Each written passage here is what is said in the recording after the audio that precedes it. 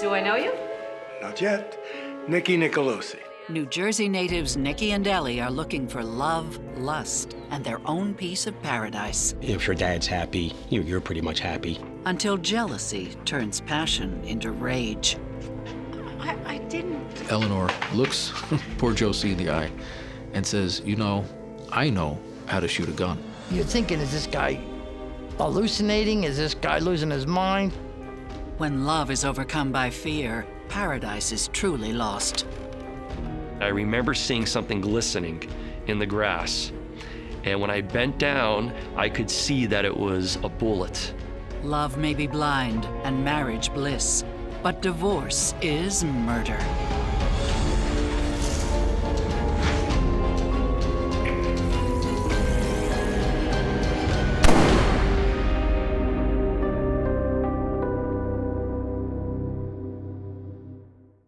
For an outdoorsman, New Jersey has it all. Hunting in the Pine Barrens, crabbing at the Jersey Shore, a great place for recently divorced Frank Nikki Nicolosi to live and to play. He loved to hunt, he loved to fish, he loved to farm. And he's done that for his whole life. He was retired and just living life and spending time with his family. He was a fun guy to be with. He could talk about anything to anybody, and he just brings out the best in people. He was always going somewhere. He never really sat still.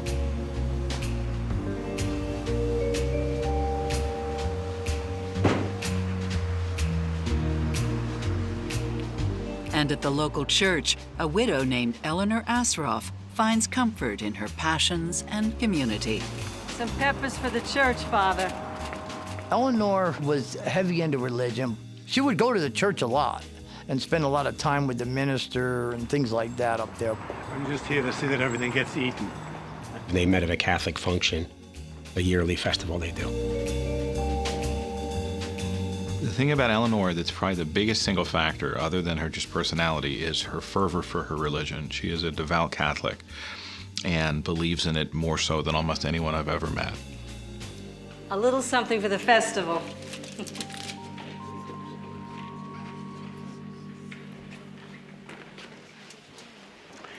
Ladies, something smells good. Do I know you? Not yet. Nikki Nicolosi. I'm here for the food. Well, it's all for a good cause. Yeah, my stomach. Ellie Asroff. It's a pleasure to meet you. Nikki was a joker. All the girls liked him. They liked Nikki. Everybody liked Nikki.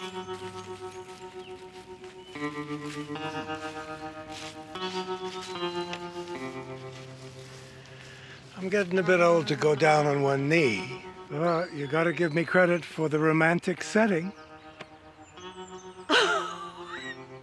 Yes! We were glad for him that he had, something to do, and he had a companion. And, so we were happy for him and for her. But there's something you gotta do for me first. The Catholic religion at that time said that you couldn't have been married before. She wanted a total annulment. I know my sisters and I were very upset because he had to go to my mom for signatures. None of us liked that. None of us liked that. Even so, in the fall of 1995, they all celebrate the marriage. The annulment comes later. They exchanged their vows. If your dad's happy, you're pretty much happy. Now that they're married, the New Jersey newlyweds look to fulfill their dream, to retire in the Poconos Mountains in northeastern Pennsylvania, Nikki's favorite vacation spot. He loved it. I believe it was a dream come true for him to go up there. And 2 years later, their dream becomes reality. So you got all dressed up just for me? Can't be my Sunday best every day of the week. But you're still the altar that I like to pray at, my dear. Keep your hands to yourself, you dirty old man. They buy an old rambling house in Paradise Township, a home they nicknamed Paradiso. There was 50 acres. It was a nice home. It was a very nice home. It is great. It's great. It's better than great. It's perfect. I think they really enjoyed their property, enjoying its quiet, its solitude, sitting on their back deck overlooking the pond, the mountains. She loved it over there. An avid writer, Ellie makes detailed journal entries about their new life together. Eleanor was a journaler. For 40 years, made notes, copious notes every day of her life about what she was doing. Sunday, we went to the Cottos and had a really beautiful day. Coming home, he was so happy. Bowl game, make love, putting dishes away, making tomato salad every day.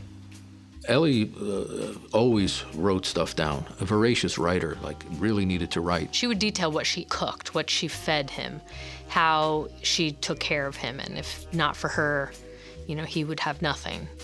She also writes Nikki regular love letters, and he returns the favor. Dear Ellie, I am so filled with love for you, and last night was amazing. Pasta's ready.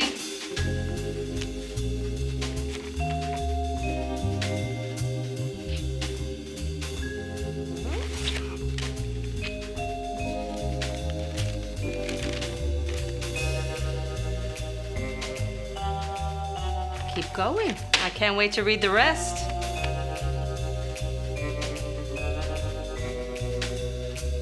Though Nikki's not a natural writer like Ellie, he has other, more physical passions. Eleanor and Nikki had a great love life, very prolific. She, I remember, commented in one of her entries that she never had so many orgasms as she did that night and that morning. Things like that.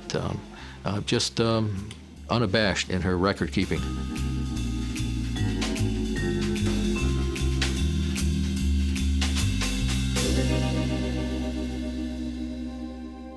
The move to the Poconos is the ideal setting for retirement. Nikki, a natural extrovert, makes fast friends with their new neighbors. Nikki was a good old boy. I liked him. He was a real down-to-earth kind of guy, liked to hunt. And I'm a hunter and a fisherman, outdoorsman, and he was, and we hit it off. We really got along good.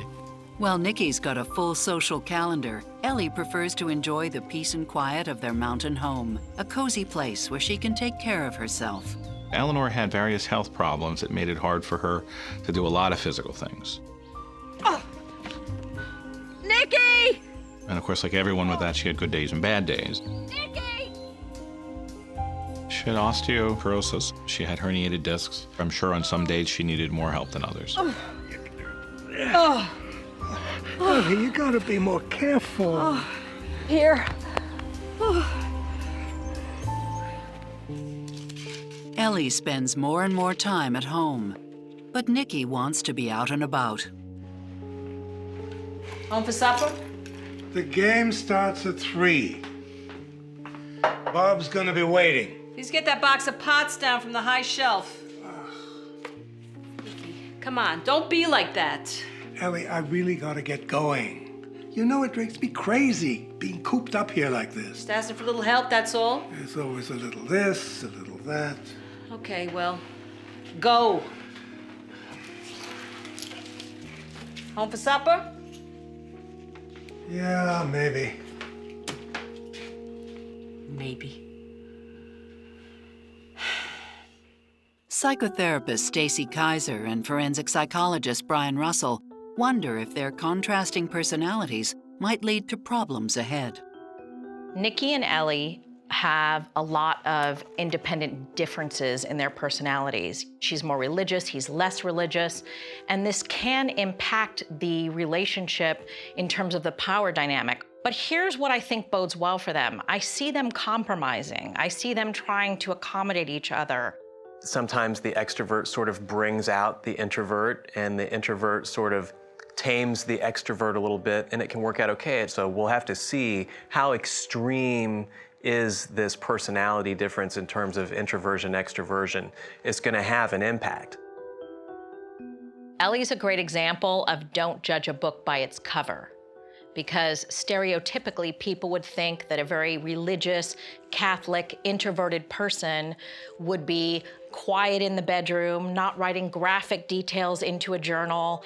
And so it makes me think that she's a lot deeper on the inside than people really realize. The fact that Ellie and Nikki seem to enjoy sex so much tells me that there is a strong amount of chemistry between them. And oftentimes that level of chemistry can actually help overcome other issues that you will encounter along the way.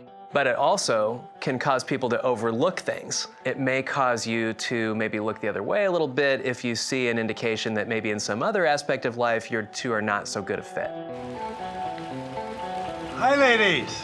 Can I give you a ride? Around town, Nikki's got an itch that needs to be scratched. Nikki was a fun-loving, kind of a ladies' man, very flirtatious with women, in a old man kind of way. Oh, thank you, Nikki. You're really too kind. All the girls liked him. They liked Nikki. Everybody liked Nikki. But Ellie likes him best and doesn't want to share. Pretty good with a rifle. Ellie didn't like Josie Fish. She thought there was something going on there. While Nicky Nicolosi's charming his new neighbors in Paradise Township, he and his wife Ellie are trying to embrace retirement. I think at their age, they were in that age bracket where they wanted that more secluded quietness, get out of the hustle bustle, you know. But the routine is derailed by the sudden onset of health problems. Now 74, Nicky needs a quadruple bypass. And before he goes into surgery, he has something to tell his kids. I signed everything to Ellie. The truck and all that. It's all for tax reasons. You sure that's a good idea, Dad? She has to have control of the assets in case something bad should happen. My dad had a truck and some other things. And Ellie had said to him that put everything under my name. God forbid if something happens to you, it's all mine anyway, or we don't pay taxes, and something to that effect. Nicky's kids suspect that Ellie is taking advantage. He was a friendly, generous man. He was not a wise man, I would say, for money. We just think you should take some advice on this. It's a done deal, okay, Junior? She sort of showed that she didn't appreciate us being there. Time for Nikki to get some rest.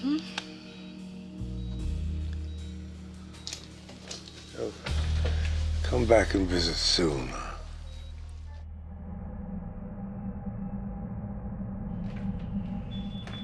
After a successful operation, Nicky bounces back within weeks.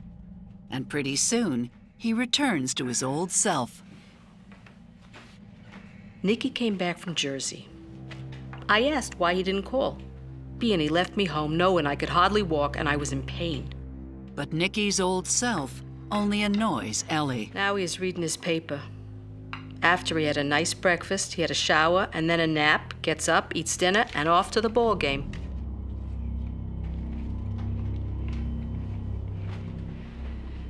I just don't know why I bother.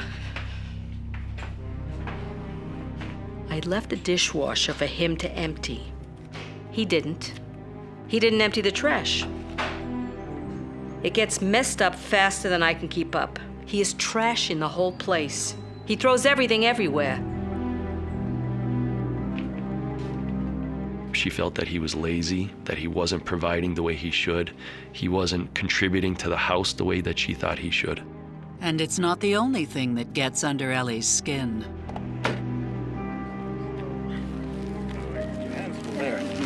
Can I give you a ride home? Oh, thank you, Nikki. He always flirted with the girls. I thought it was innocent. Hey. In the last 2 years, it has not been innocent.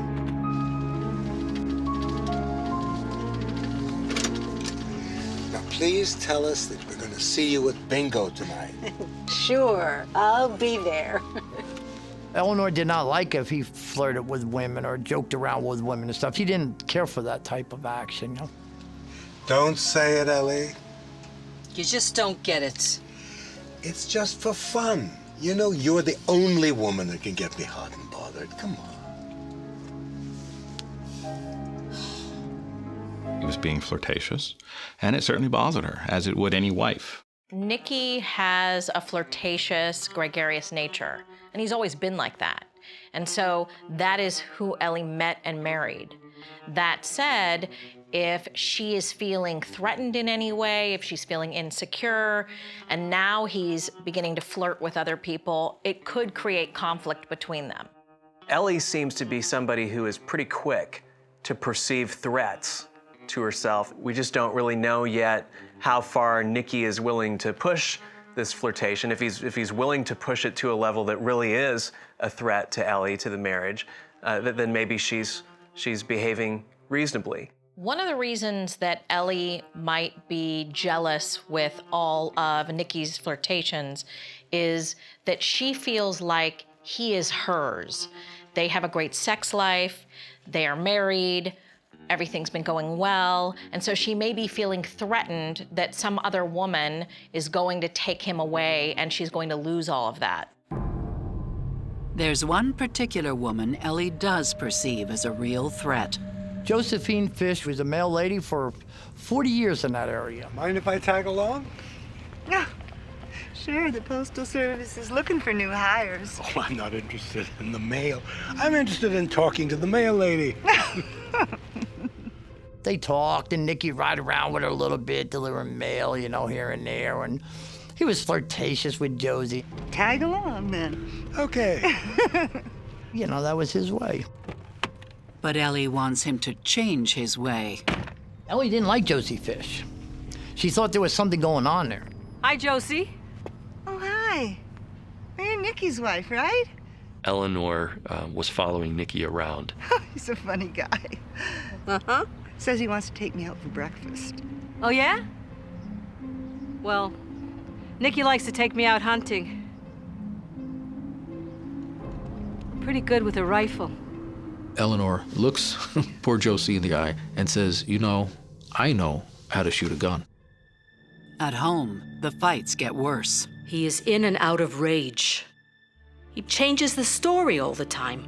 But after every marital spat, Ellie and Nikki are both still comforted by a warm bed. We had sex 6 times in 9 days. But his mood changes just as frequently. I'm all stressed out, and not knowing how he is going to behave knocks me out. As jealousy threatens to tear Ellie's third marriage apart, paranoia takes hold. You are a f***ing liar. He had no idea he was being recorded, and Eleanor would start engaging in conversation with him. Nikki and Ellie Nicolosi once enjoyed a fiery sex life. But lately, their marriage is a hot mess.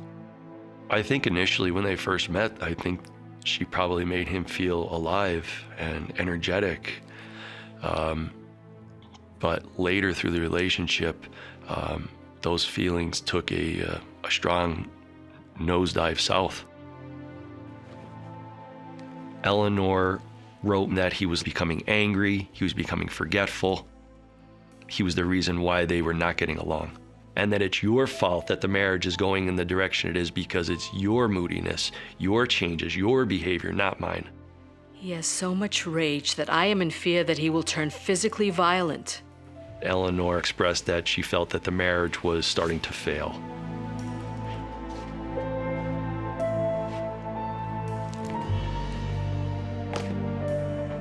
She said that Nikki was a womanizer, and that he was the cause for the marriage strain.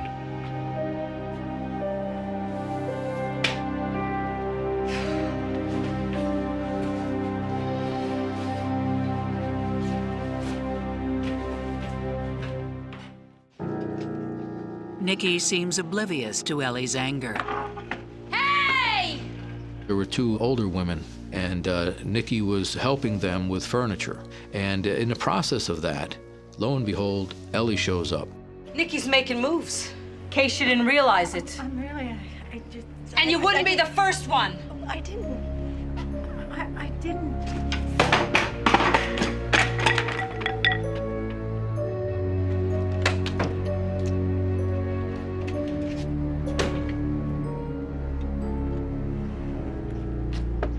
Open the window. Open the damn window! You son of a bitch. You and your floozies can all go to hell. I will kick their asses if they try anything. She's 83 years old. And I will kick yours too if you carry on like this. It's not the first time Ellie has cornered a friend of her husband's. Years before she'd met Nikki, Ellie was married to Stanley Asroff. But when he dies, Ellie receives some disturbing news and decides to take matters into her own hands.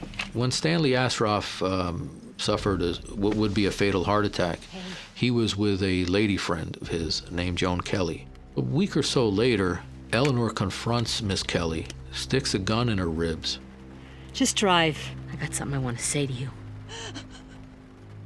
And Joan Kelly was totally terrified. Eventually, Eleanor's son sees his mom and goes up to the car, sees what's going on, and is able to get the gun from his mother. My anger gets the better of me, Father. I should try harder to be a better person. 6 years into their marriage, Ellie and Nikki agree on one thing. They need help. The marriage was deteriorating rapidly. Eleanor had pursued psychological services or marriage counseling with a local group. But the counseling doesn't help their fighting. And Ellie decides to make a permanent record of their arguments. Nikki would enter the house. He had no idea he was being recorded, and Eleanor would start engaging in conversation with him. You're being unreasonable. Eating whenever you want. I cook for you. You don't eat it. You get up at 12. Nobody tells me when to get up. No, but you want me to cook for you whenever you want. Whatever hour of the day you want. Did I make you pancakes this morning? You're supposed to do that. I'm supposed to do that. Yeah. Anyway, there's pasta in the fridge. I have to eat pasta every meal? You said you could eat pasta every day. The conversation turns to their counseling session. I don't think you're listening to me. I do. What about all the talking you did about your family and your childhood? That's all. You're a f***ing liar. That's what you are. You're the one who did all the talking. Now you're taking it out on me. Well, I don't know what I'm supposed to have lied about. You scream and yell and curse and carry on after we just had a successful session at the counselor. I can't put up with this no more. I don't know what door I'm going out and what door I'm coming in. The argument also turns to the couple's finances. She kept the reins on that money. She had full control over that money at all times. Yeah, but the money situation doesn't change. $2,400 in bills? 2 credit cards. All the gas, the groceries. The receipts are all there. Something ain't right. You can't live on $2,400. You go hunting anytime you want. I give you anything you want. I go hunting once a year.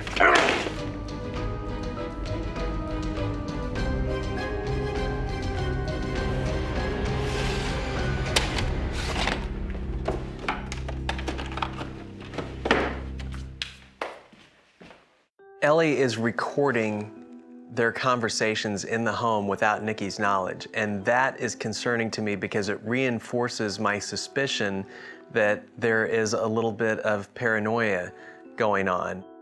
Nikki and Ellie seem to be bickering on a regular basis. It seems like arguments and conflict are the basis of their marriage at this point, instead of love, happiness, and a good sex life.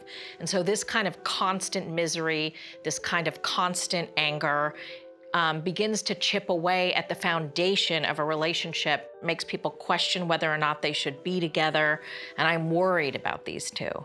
It's completely possible that Ellie is making all of these recordings because she is in fear. As things are escalating, their conflict's getting higher, she might be afraid that he's actually going to hurt her, and she's trying to document it so that she has evidence if this happens. Nikki needs a refuge and a place to think. He goes to stay at the Campbell's cabin for a few days. The marriage was going downhill, rapidly going downhill. The sooner I get out of there, the better. There was no doubt about it. Nikki definitely was planning on leaving her, getting away from her. Maybe a couple of weeks in a motel. Well, we'd love you to stay with us, Nikki boy. I lived in a little cabin, 2-bedroom cabin, so I wasn't in a position to allow him to live with me, you know. The motel has HBO. Now you're talking. And Nikki's too proud to ask his kids for help. I think my dad felt uncomfortable to come back to us. I really, really feel that he didn't do that at that time because he thought we weren't going to accept him. That same weekend, Nikki's mood improves when he gets a deer. But after Bob helps him to process the meat, Nikki refuses to eat any of it. Gourmet lunch, I see. What happened to all that deer meat? No, I threw it out. I don't know what she put in it. At first, I thought Nick was losing his marbles a little bit, you know.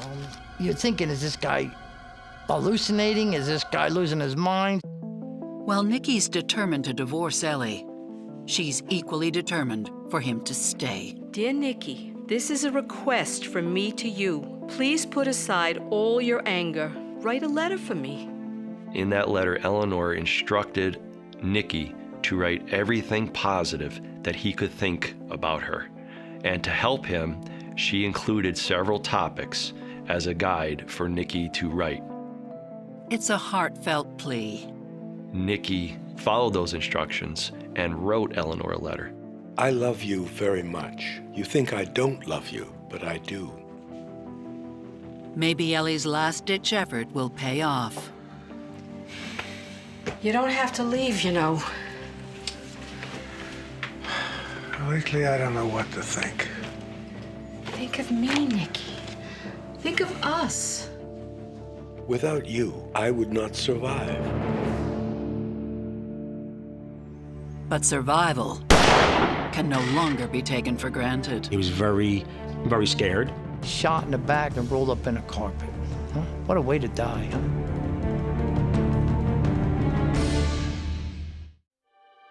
After their tempestuous marriage survives yet another storm, the Nicolosis seem to have called a truce. On September 4th, she and Nikki were together on the property, and they decided to pick apples. And he had a meeting that night with the Knights of Columbus. A meeting he never comes home from. Yeah, that's right. I'm checking to see if my husband has been admitted. Early in the morning, she started calling local hospitals. Okay. Thanks. Eleanor then started contacting several members of the Knights of Columbus and asking them if they had seen Nikki at the meeting that he was supposed to go to the previous night. Yeah. Have you seen Nikki? I'm getting worried. He has never stayed out all night. I can't believe he would stay out without his meds. Finally, Ellie calls the police.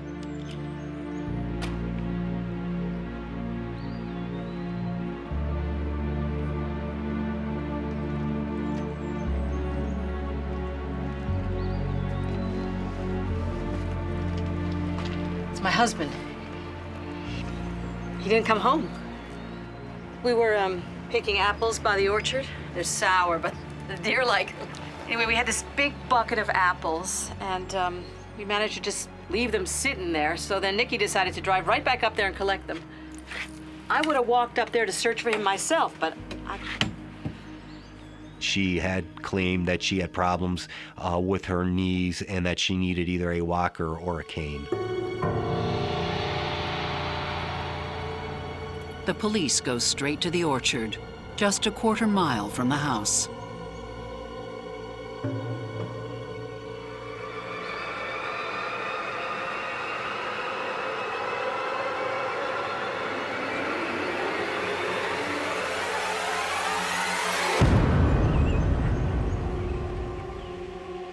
Once they removed the carpets from him and there were 5 what we believe bullet holes in his torso, we believed it was a homicide investigation from there. What a hell of a way to die. Shot in the back and rolled up in a carpet. Huh? What a way to die, huh? There's no sign of a murder weapon, and little else to go on. There was a downpour after the murder and before the discovery of the body, thunderstorms. A lot of times you try to look for a bloody trail, but the rain would have washed away the blood. We suspected that he had been shot with some kind of revolver only because we didn't find any expended shell casings at the scene. Was there someone else in the orchard that day? Someone who had reason to cause trouble? We did talk to a neighbor who had heard gunshots the day before and seen a vehicle, an unknown vehicle, racing up and down the driveway, which was right around the time of Nikki's death and totally out of character for the neighborhood.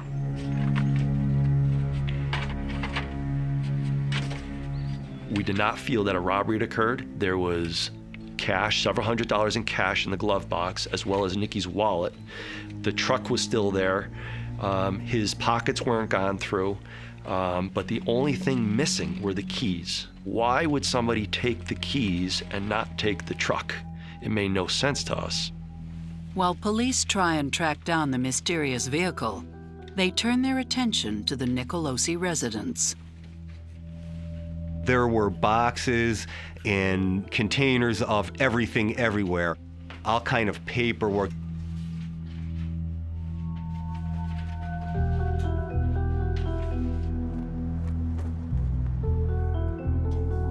Investigators pore over the letters, looking for clues.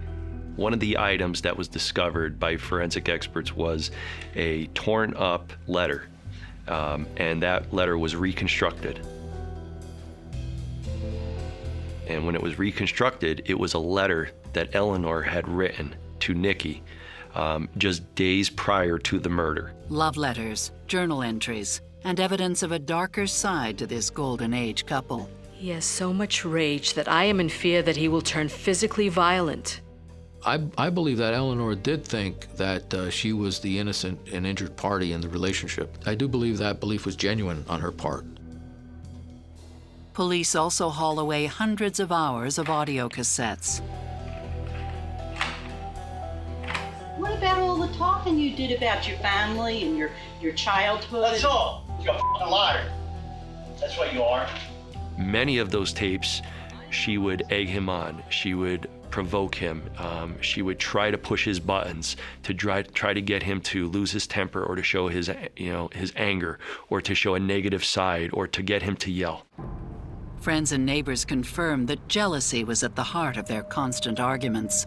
He liked to tease the girls and joke around with them and stuff like that, yeah, but he was harmless. He was a harmless old man at 74 years old with heart problems.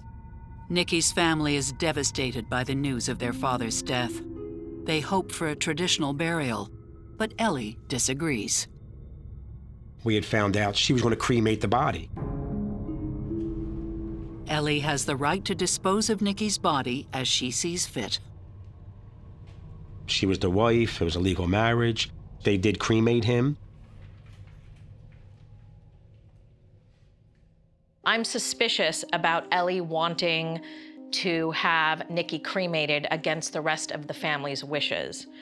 Partly because it makes me wonder if she's trying to dispose of any evidence so there can't be any kind of an autopsy or anything. If it isn't that, at a bare minimum, it very much shows me that she has absolutely no emotional regard for any of their feelings whatsoever. It's interesting to me that a guy lets his wife have that kind of control back when he was alive over how his body is going to be handled after his death.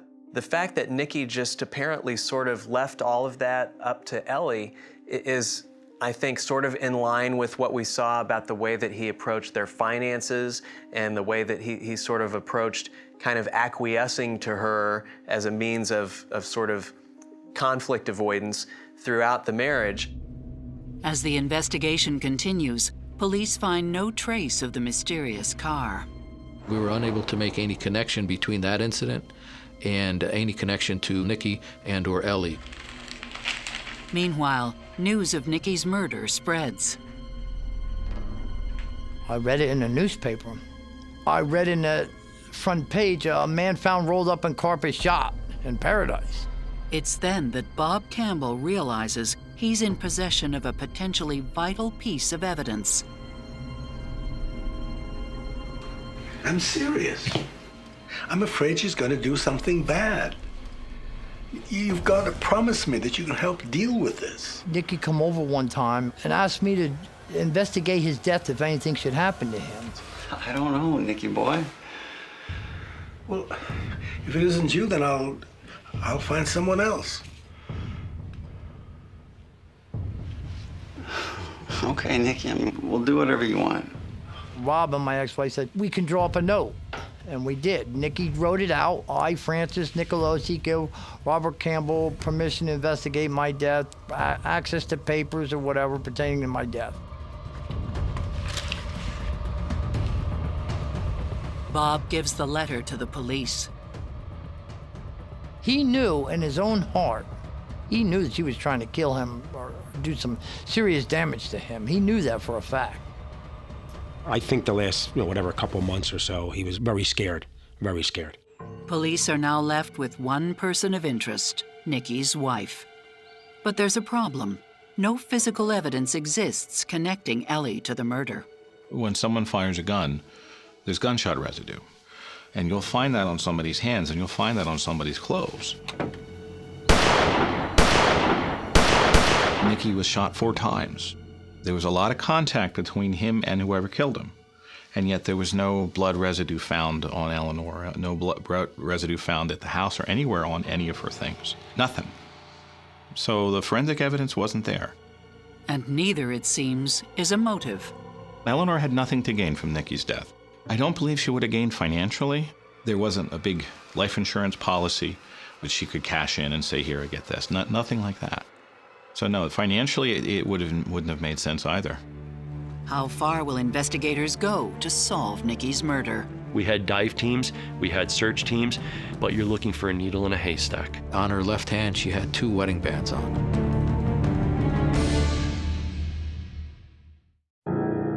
Nikki Nicolosi has been murdered, and his wife Ellie is a person of interest in his death.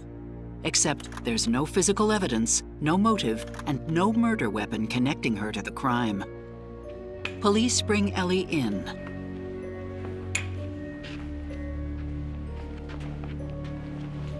At the time, there was no accusations. It was an open investigation. Her arrival at the station raises suspicion from the start. She was able to park her van at a parking lot considerably downhill, steeply downhill from the state police barracks, walk through the woods. So, why couldn't you walk back up to the orchard to look for Nikki? My hip. I just couldn't get up there. Yeah, that's right. So she was a lot more agile and mobile than she was leading everyone to believe. So we asked her, we were very interested in the afternoon of the 4th. The last time she saw him alive, what did you do? Right after we left for the orchard, I decided to go for a drive. She drove up to Toby Hanna State Park. There's a large lake there. And I realized that I wasn't wearing any underwear. And the sun was just shining right through my dress. So I got right back up in the van and I went right back home. It's a strange story, but the detectives believe she's telling it for a reason. She did, in fact, go to Toby Hanna. We believe that was true. And we believe that she went there for the reason of likely trying to discard the firearm there. But she was seen by parkgoers. So whether or not she dumped the gun there or not, we'll never know. We had dive teams, we had search teams. We searched as best as we possibly can, but you're looking for a needle in a haystack. Just when investigators seem to be losing hope, a new piece of the puzzle is revealed. We received a phone call from a female acquaintance of both Eleanor and Nikki, who let us know that Eleanor Nicolosi was acting suspiciously behind an office building in Mount Pocono. She sees Eleanor get out of her van, walk to the rear of the dumpster.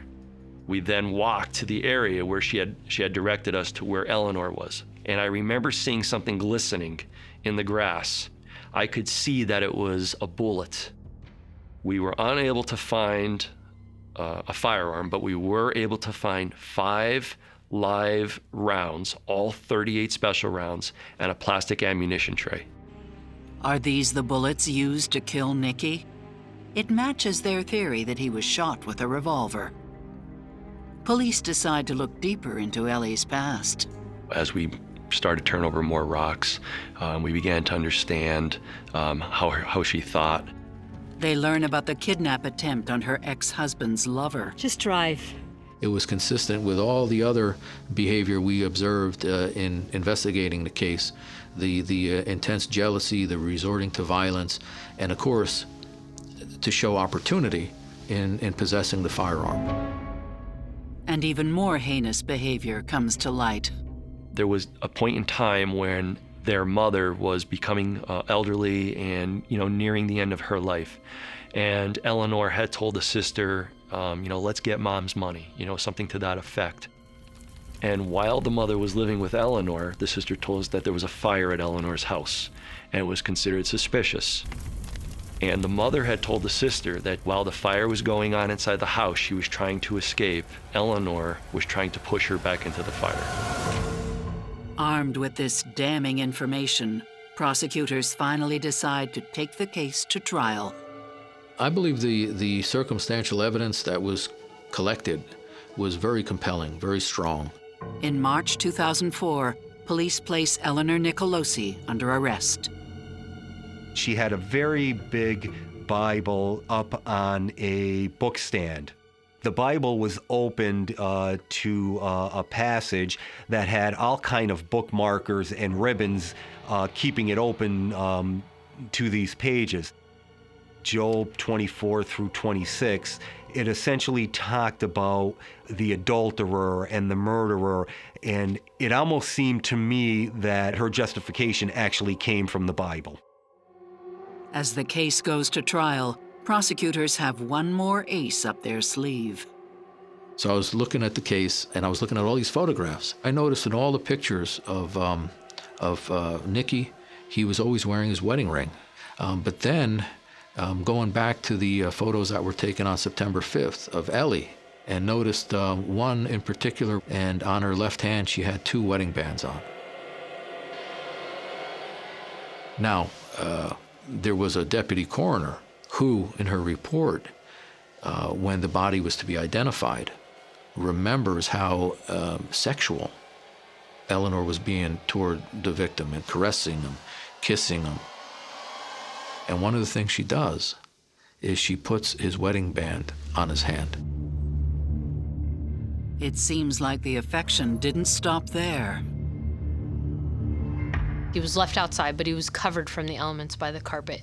His hat was placed nicely by his body. From the beginning, it led investigators to believe that this was done by someone who had some care and compassion for Mr. Nicolosi. This was almost a way of Eleanor signing her name to the scene as the killer.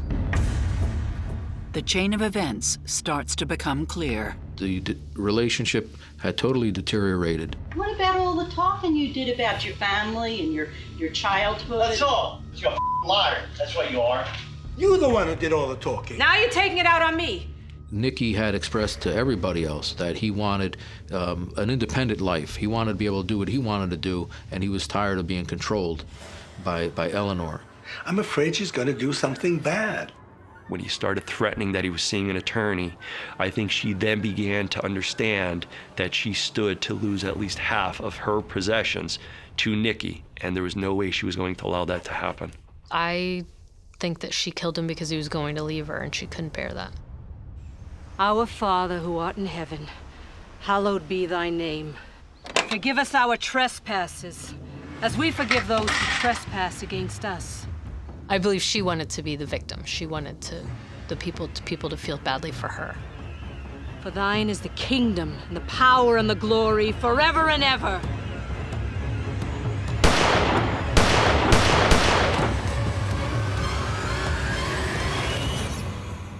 Amen.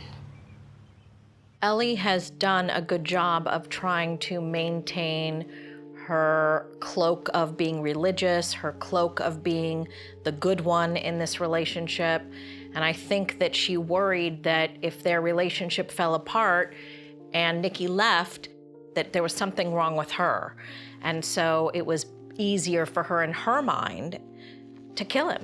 And she thought she would get away with it. She thought that she had done a good enough job that no one would ever think it was her.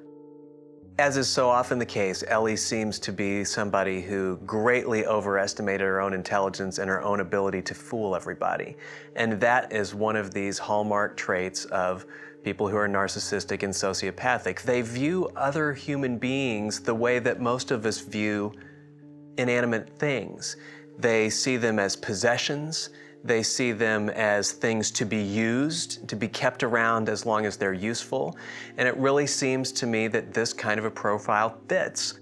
In Ellie's mind, the mind of a narcissistic sociopath, she's busy thinking to herself, I've gotten away with so many things like this before, and I'm sure I'm gonna get away with it again because I am a genius.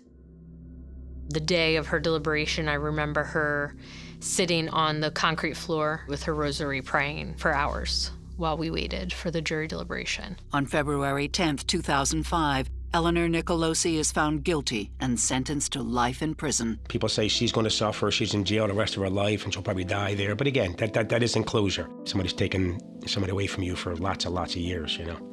So. We convicted her for life in prison, and I'm glad. And her day's coming yet, when she meets the Lord. She thought she had the perfect crime, but it wasn't. Francis Nikki Nicolosi will be sorely missed by his family and his many, many friends. He didn't have a bad bone in his whole body, that old boy didn't. I miss him. He was a good guy. He really was.